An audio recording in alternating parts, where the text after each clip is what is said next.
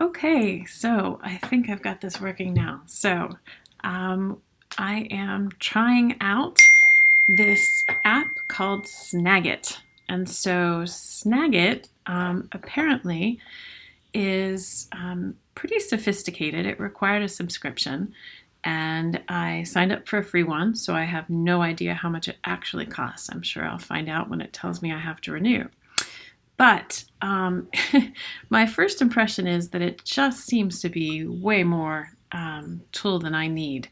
So it's got lots of bells and whistles, but I don't know when I would use them. Really for me, what I like to do is to be able to record, um, you know, whatever is on my screen and to be able to talk through it with students. I don't need to mark it up or, put stickers on it or make it fancy.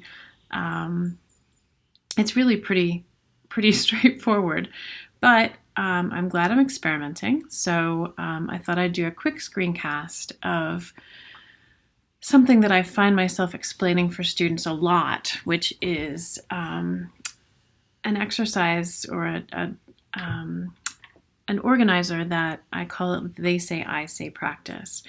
And this basically is for students to be able to, it's a 2-paragraph response, and it's really just a boilerplate that allows students to, in the first paragraph, summarize a text. It's a piece of nonfiction, usually something argumentative, and then in the second paragraph to respond to it. So I'm going to now pretend like I am explaining this to a student. So you have been assigned to complete a They Say, I Say practice. So how do you do that? It actually is very simple and straightforward. You, first of all, read and transact with the text. Make sure you really do understand what it is that the writer is trying to communicate. And then using this template, you are going to, in the first paragraph, summarize what the author is arguing. And in the second paragraph, you're going to state your own view and support it with evidence from the text. So you can see here, this first paragraph actually has blanks that have letters in the blanks, and those blanks actually correspond with the letters that are down here. So you're going to then fill in these blanks, basically, and you can do it right here in the template. Ultimately, though, what I'd like you to do is to take out the lines and make everything look pretty so that you will have a 2-paragraph response. It's not going to look like a bunch of underlined text. So here you can see the general argument made by, and then you'll have the first and last name of the author. And then in his or her, so choose whichever pronoun is appropriate, or their if you'd like to remain gender neutral. And then the first blank you come to here that has a letter in it is you basically pick whatever title fits. So if it's an essay, in his essay, and then the second blank rather, is the title. Okay, so the title of the piece in quotations. And if it's an essay or an article, obviously it'll be in quotation marks. If it is a book, which you will hardly ever have to use one of these for a book, it would be in italics, but most oftentimes it will be in quotation marks. Then you get down to the meat of the sentence is that, C, you're going to summarize the basic argument in a very broad sense. So what the author is arguing. Then the next sentence, you're going to drill down a little bit further, more specifically, and then in this section here, you're only going to use the author's last name. Okay, that's academic style. More specifically, Smith argues that, and then D is where you're going to expand a little bit more and explain what the author is arguing in more detail than you did in C. Then the next sentence, you're going to actually quote from the author. He writes, and then integrate a short quote. Again, no more than 5 to 6 words blended with paraphrase, and we'll see what that looks like in a minute. The next sentence then for blank F, you are going to summarize and interpret what that quote means. So in this passage, Smith is suggesting that, and then that's your paraphrase. That's your summary of what the author has just quoted, or what you've just quoted from the author.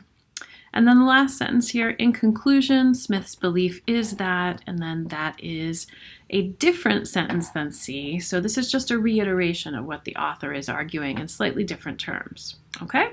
So that's the first paragraph, the summary.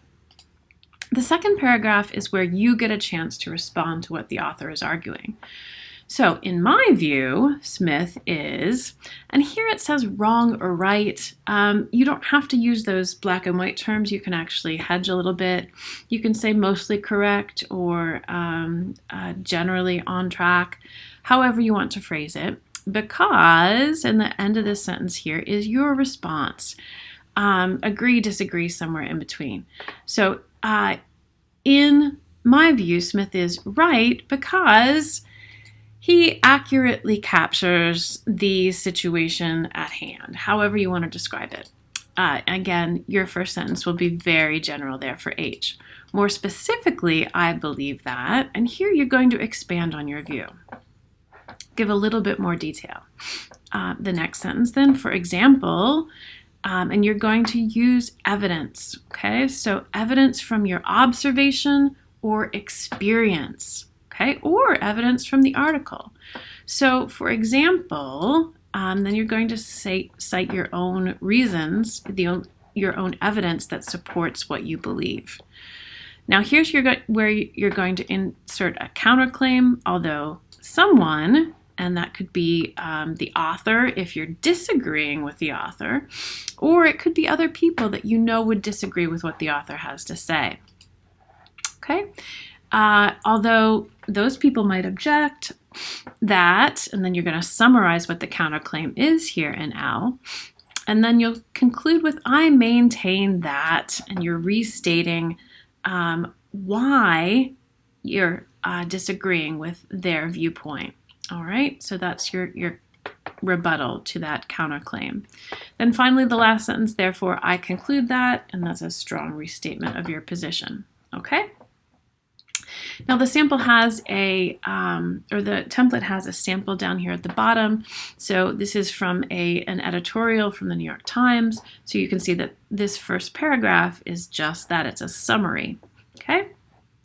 Down here, you can see how the sample goes into the response to this, okay? So hopefully this has given you a good sense of how to use the They Say, I Say template. It really is a useful piece of text that will really help you to better analyze what it is that you're reading, especially when it comes to arguments. All right, thanks and good luck.